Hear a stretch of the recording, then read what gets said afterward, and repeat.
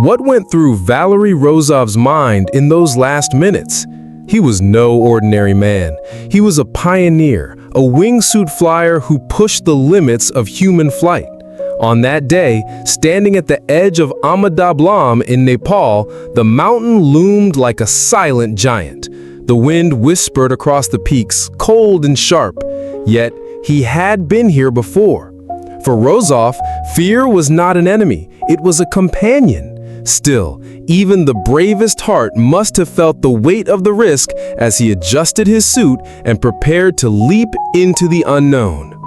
Why was this jump so dangerous? Because wingsuit flying is already on the razor's edge of survival, and in the Himalayas, the margin for error shrinks even further. The altitude is punishing, oxygen is thin, and every gust of wind can change fate in an instant.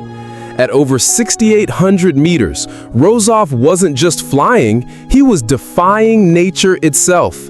Each movement of his body had to be perfect, each calculation exact. But in the mountains, perfection is fragile. What happened in the air?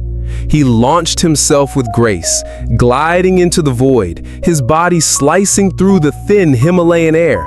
For a few breathtaking moments, he was a bird, soaring across the snow-capped ridges, the valley yawning wide beneath him. But wingsuits demand constant control, and the unforgiving landscape allows no mistakes. A shift in air currents, a misjudgment of altitude, and in a heartbeat, the dream turned into disaster. Rozov struck the mountain's face.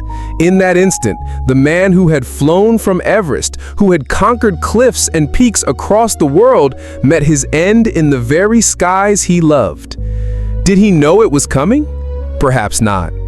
Experts say Schutt's accidents unfold in seconds, too fast for realization, too fast for fear to fully bloom. Maybe in his final breath, he was still flying, still believing he could correct, still reaching for the wind. That is both the beauty and the tragedy of his last moments. They were filled not with surrender, but with the fight to stay aloft. Why does his story haunt us?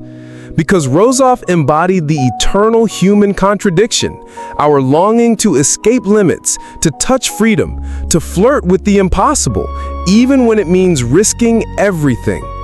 His death was terrifying, yes, but it was also a reminder of how fragile life becomes when we chase greatness. He lived as he wished, in motion, in courage, in pursuit of flight. What legacy did Valery Rozov leave behind? A legacy of fearlessness. He wasn't just a thrill seeker, he was an innovator, inspiring countless others to dream higher and fly further. His name will forever be tied to the peaks he conquered and the skies he ruled. And though his final flight ended in silence, his story continues to echo among climbers, divers, and dreamers who dare to challenge the impossible. If this story moved you, don't forget to subscribe to our channel and hit the like button.